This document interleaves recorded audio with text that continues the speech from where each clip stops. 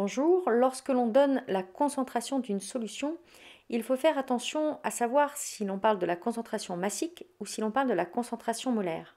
Nous allons voir dans cette vidéo qu'il existe un lien entre ces deux concentrations.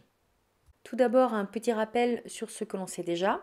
On connaît la définition d'une solution. C'est un mélange homogène que l'on obtient par dissolution d'un soluté dans un solvant. Nous avons également défini déjà la concentration massique, que l'on note C indice petit m, qui s'exprime en grammes par litre et qui est égale à la masse de soluté dissoute dans un litre de solution.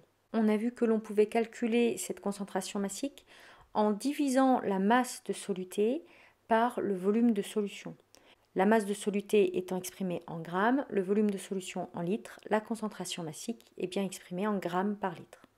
Nous avons également vu que pour fabriquer une solution, il nous fallait une balance de précision pour peser le soluté et une fiole jaugée pour fabriquer la solution de façon précise.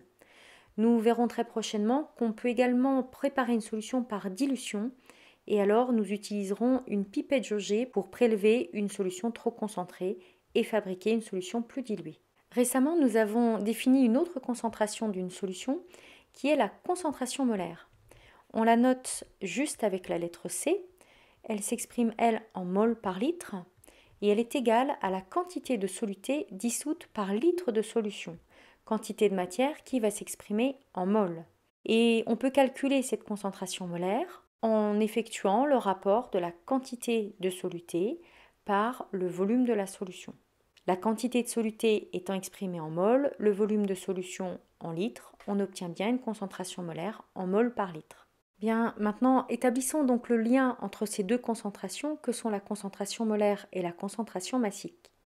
La concentration molaire est égale à la quantité de soluté divisée par le volume de solution, alors que la concentration massique est égale à la masse de soluté divisée par le volume de solution.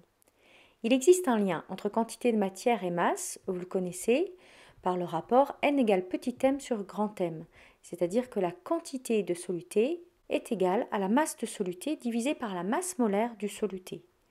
On peut également l'écrire sous la forme de masse de soluté égale au produit de la quantité de soluté en mol par la masse molaire du soluté en grammes par mol. Si l'on remplace la masse de soluté par cette expression dans celle de la concentration massique, on obtient que la concentration massique est égale à la quantité de soluté multipliée par la masse molaire du soluté divisée par le volume de solution, ce qui peut également s'écrire quantité de soluté divisée par volume de solution, le tout fois la masse molaire du soluté.